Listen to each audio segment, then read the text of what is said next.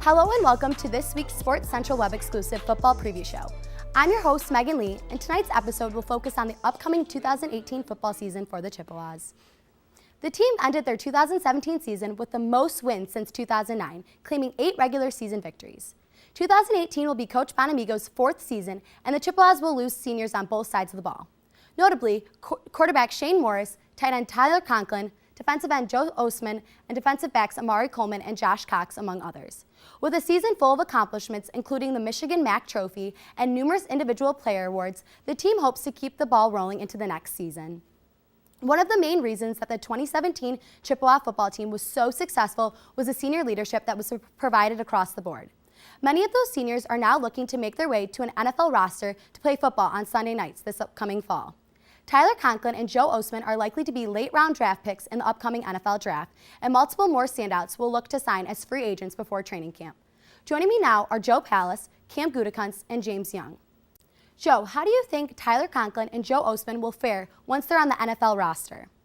Yeah, I think it's really exciting for both of these players. I think they both have a lot to bring to the table when it comes to an NFL team.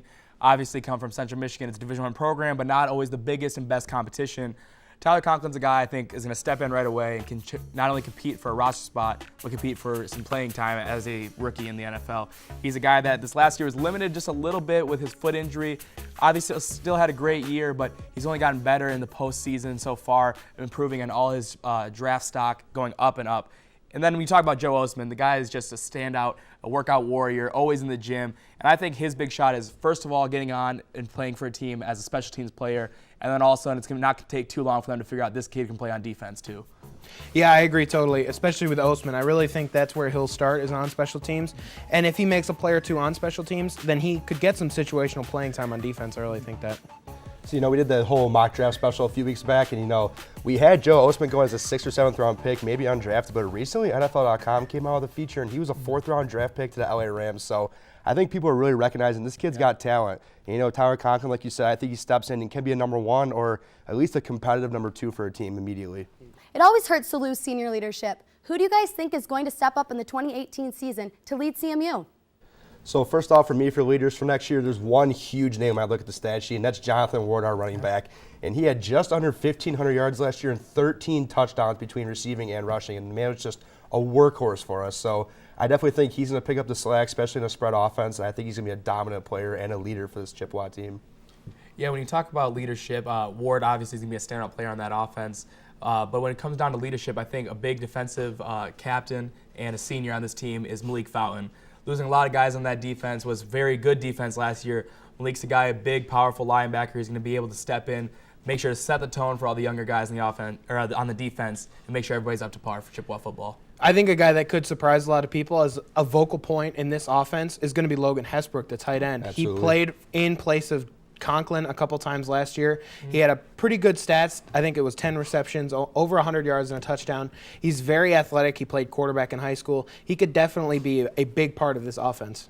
Yeah, he's definitely going to be relied on. Conklin leaving, he has some big shoes to fill, and we have a lot of younger guys at that tight end position. Hesbrook's going to be leaned on heavily. I'm definitely looking forward to who's going to step up this fall. We're going to take a quick break, but coming up, we'll be talking about some of the new faces and impact players that you will see on Saturdays in Mount Pleasant coming this fall. Don't go anywhere.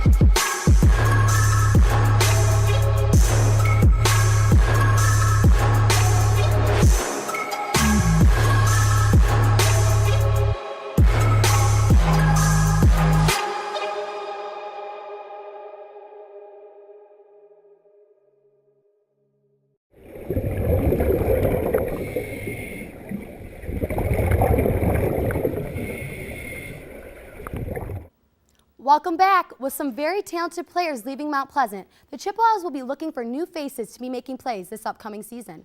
The Chippewas have the 9th-ranked recruiting class in the MAC, but CMU prides itself on turning low-level recruits into stars and will look to do the same with some of the incoming freshmen.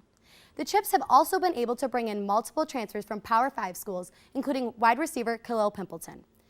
Joe, which new face do you think is going to have the biggest impact this season? Yeah, I think looking at this upcoming roster for this year, top recruit that we had in our class was Keonta Nixon, a wide receiver. And I think the biggest reason that he's going to make an impact this coming season is just the lack of senior leadership around this group. The fact is there's zero seniors in this group. There's 3 juniors, and the rest are sophomore and freshmen. There's almost all underclassmen in this wide receiver group. So I think he has a chance to come in right away. He's 6'4", got a big body, big hands, and can make an instant impact. And I went with another recruit, Randall Harris. He's from Walled Lake Western, Michigan, played at Walled Lake Western High School. He's a corner. And, we got likes of Josh Cox leaving, Amari Coleman. That whole secondary pretty much is gone. So we're going to need some young guys to step up and fill in for that secondary. New coach, new secondary. I think it's going to be really key for us. Yeah, I also went with a defensive back. I went with Montre Braswell. He was a 3-star corner coming out of Florida. Stud. He is great. He is a very good special teams player. He can jump routes like no other. And when he has the ball in his hands, he's a great playmaker. I think he could even see some offense potentially. But this guy could be a great corner for CMU. It's a little bit of an Amari Coleman 2.0. Yeah, exactly. Coming in here, special teams player. Sounds a lot like it. I'm excited for it. Absolutely. Thanks, guys. Moving to the offensive side of the ball now, the 2018 season will be the second season under new offensive coordinator Chris Ostrowski. The offense had its ups and downs in the 2017 season, but really found its groove during their 5-game winning streak to close out the season, averaging over 35 points per game. The offense will now look to Tony Poljan at the quarterback position, who is poised for a breakout season. James, who do you think the most important player will be on the offense this upcoming season? Yeah, someone I think the offense is going to lean on, especially early, is going to be running back Jonathan Ward. As Cam said earlier, he had over 1,000 rushing yards last year, a ton of receiving yards. He's a great option for this offense, especially while the new quarterback, whoever it may be, kind of gets their wings under them starting off this early season. Yeah, I agree with what you're saying there. Ward's obviously going to be the pinnacle of this offense, but I think Tony Poljan has this quarterback spot locked down, and I think the offense is going to run right through him. I think you're right. It's going to take a little bit of time for him to get his feet under him, but I think once they get a chemistry going together, Ward really took off towards the end of last year. He's going to start off right away. Poljan's going to get his stride, and once those two get going, I'm really excited. And, you're talking about Jonathan Ward here, a big-time running back, and you're talking about an athletic quarterback in Tony Poljan, but the one key thing to have either of those two positions work out is that offensive line. We're going to have a completely revamped offensive line with a lot of senior-heavy across from tackle to tackle, and we're going to need those 5 guys to get in the trenches and get the job done, whether it's me through the air, through the ground, or whatever we're trying to do on offense. Absolutely. They're going to have to be some athletic guys to hold out for that long passing game as well as get out in space and make some room for the offensive players to run. Yep. I can't wait to see what happens. All right, Joe, how do you think Poljan will handle Ostrowski's spread offense? I think he's going to handle it very well. As I just said, James's answer, I think it's going to take a little bit of time. It's his first action as starting quarterback, if, of course, he comes out as a starter come the start of the season. Coming out of Lansing Catholic, bigger school, but obviously it's not Division I football. He's going to take some time to get used to it, but I think in this offense he's really going to thrive. Last year, Shane Morris did well, but he wasn't quite the athletic, big, strong quarterback that I think this offense needs. Poljan's a tall kid. He's going to be able to see over that offensive line, really scan the field in those long passes, as well as be able to get out of the pocket and shake some tackles. He's going to be able to lower his shoulder, get some extra yards, and I think keep this offensive going, especially on those short third down plays, be able to roll out, make something happen. And you mentioned Poljan didn't play D1 ball in high school, but Poljan was a big-time recruit coming out of high school from Lansing Catholic. He was committed to Minnesota, had offers at Michigan State, had offered Oklahoma State, and he's a big-time player. And we named him as a leader as well. Yeah. He came out and played a receiver role last year, so he has the athleticism. He's obviously very determined if he's willing to switch positions to make this team better, and I think he's going to be great for this offense and the spread. Yeah, I think his versatility will be huge, too, because he could line up at a different position a couple times a game, and that would confuse the defense and just throw him off. That just adds another layer of versatility to this offense. Yeah, he's a kid that's going to come in, give his all at the quarterback position, prove that he deserves to be there. As only a sophomore, if he gets this job, he's going to have a lot of time to grow and develop, especially under Coach Ostrowski. At his time in Northern Michigan as a head coach, he set 23 offensive records at that school. He knows how to work an offense, and year 2, we'll see how the system works. Hopefully Poljan and the rest of the Chippewas have a successful start to this coming season. 2017 was a season comprised of strong defensive accomplishments for the Chippewas. Joe Ostman led the NCAA in sacks. The team ended the season ranking 7th highest in the NCAA for interceptions with a total of 19 and tied 3rd in the nation in turnovers gained with 31. Cam, who do you see stepping into the pass rushing shoes of Ostman for this upcoming season? So the first name I see when I look at this position is going to be Mike Dana. He's a defensive end. I actually played against him in high school. He's from Warren De La Salle. He was a great player then, still a great player now. He's had 23 games played over the last 2 years, and he had 5 sacks last year, which is pretty solid for someone coming up. He had 32 tackles, and I think he's going to be a real impact player coming off the edge for the Chippewas next year. I really think Sean Adesanya, he's a transfer from Illinois. I think he could be a under-the-radar big transfer for the Chippewas. Oh, yeah. I think, if nothing else, he'll provide depth for sure. Yeah. He was injured a little bit last season. He only played in 7 games, but he had 10 tackles in those games. Originally, when he was coming out of junior college, he was a 3-star recruit, so obviously there was something there. I think he could be a big-time player for this defense. I agree. Yeah, besides Ostman last year on that defensive line, Mike was really a standout player and was a consistent player for the Chippewas. And you gotta always love a grad transfer coming in. Last year, the big shiny toy was Shane Morris. Yep. This year, we get a defensive end. Hopefully, provide some senior leadership and some skills to add to this defensive line. I guess we'll see how the defensive line comes together this coming season. And James, after a strong season for the secondary, they now are without secondary coach Archie Collins and senior leaders Amari Coleman and Josh Cox. How will they maintain their dominance this season? Yeah, losing Coach Collins is huge. A guy that I talked about earlier, though, I think he's going to make a big impact in the secondary is Montre Braswell from Florida. He was a 3-star recruit. He's a playmaker with the ball. He can predict routes great. He can lock down big receivers. But at the same time, I also think he would be a great slot corner. He's very fast, obviously, as was shown on his special teams performance. But the way that they can maintain that dominance is just by getting recruits like Braswell year in and year out.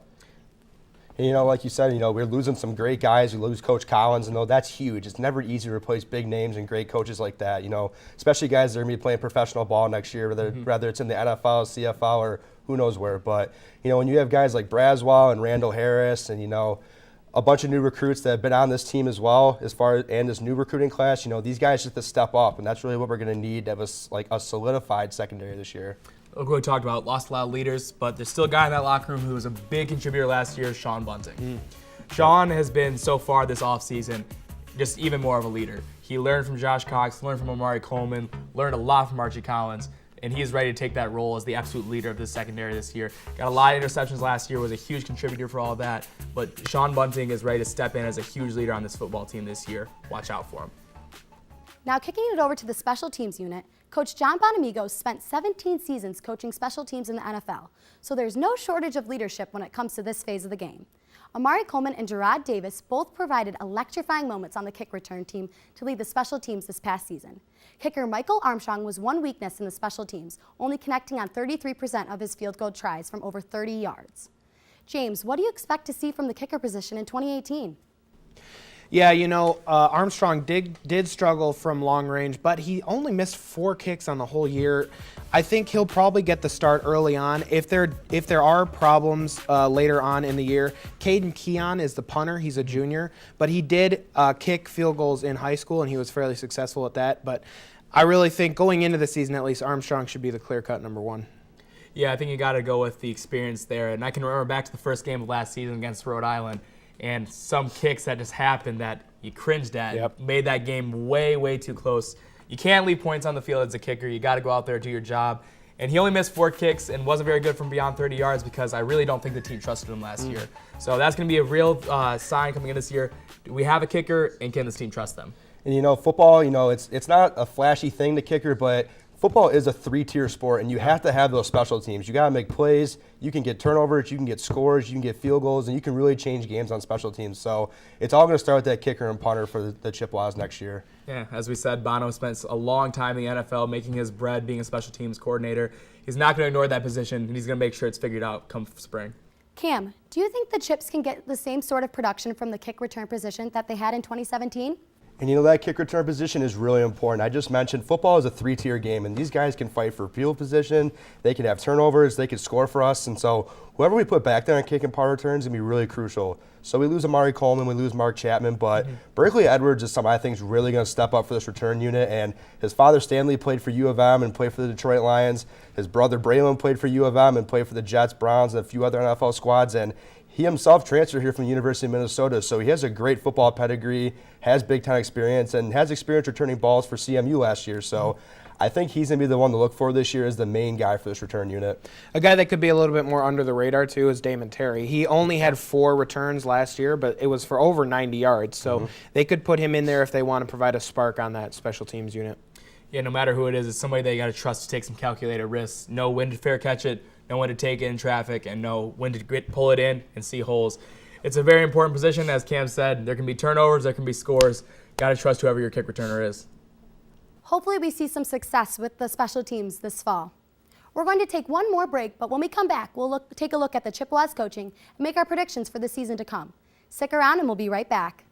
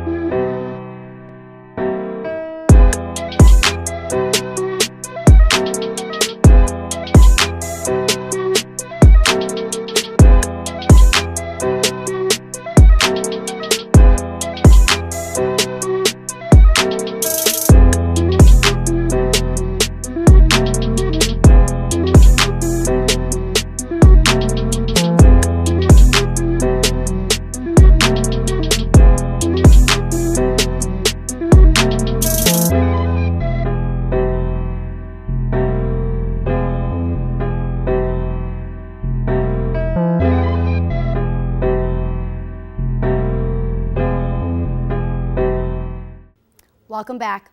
The Central Michigan football staff is facing some replacements as defensive coach Archie Collins and tight end coach Sharon Moore accept roles with new teams.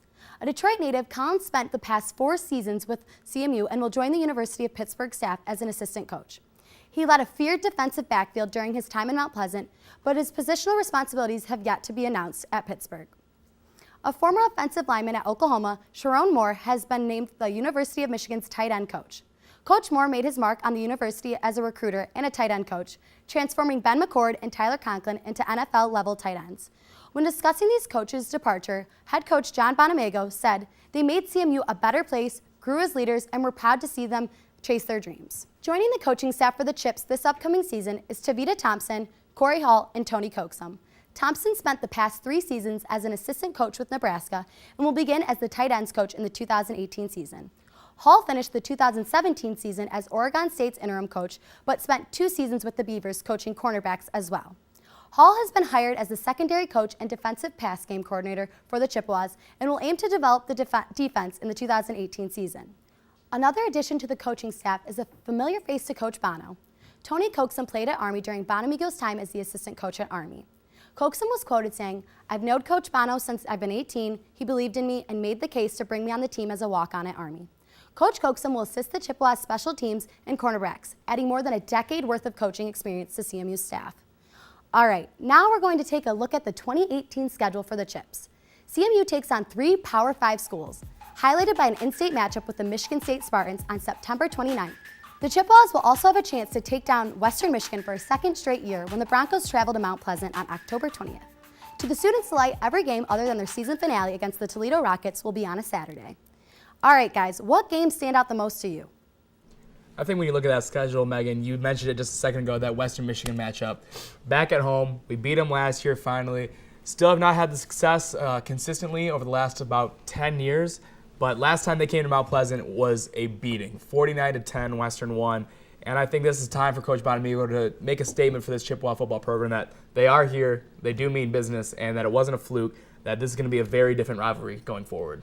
And, I'm going to take a spin off that. I'm going to start with game 1 at Kentucky. You're facing an SEC opponent week 1 on the road, and Coach Stoops has got that Wildcats program rolling. They made a bowl game last year, and they're starting to improve year by year. And, that's the first game where you're going to see that new quarterback we're going to bring in, a lot of new offensive linemen, a lot of new defensive backs, and, the whole new coaching staff we just talked about. So that's going to be a huge game for us to set the tone for the season. I agree. I think that's going to be a really big game to open this one out. Kentucky, in the past, has not always been the most storied program, but like you said, they're trending upward just like this Chippewa program. Big Blue Nation's going to be coming out to start this season off strong. Hopefully the Chippewas come to play. It looks like we've got a pretty exciting schedule to look forward to. James, do you think the Chippewas have a shot at claiming their first MAC title since 2009 this season?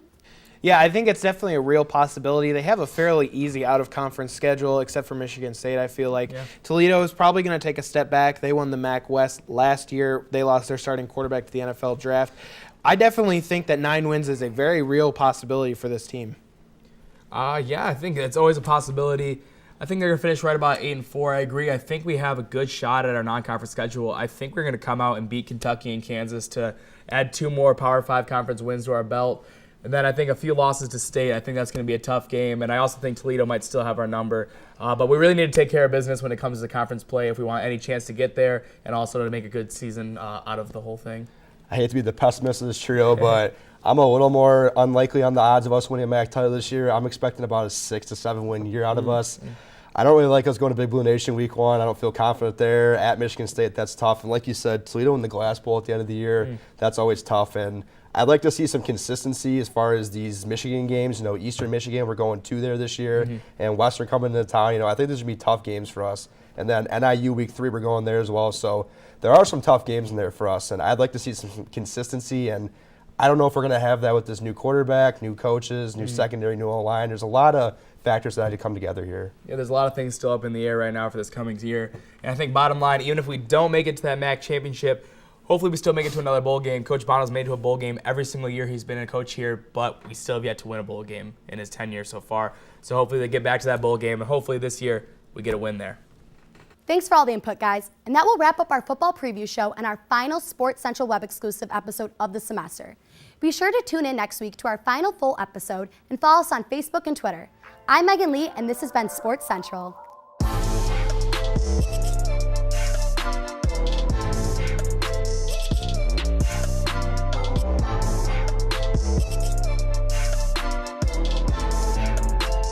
William Murder in the beat.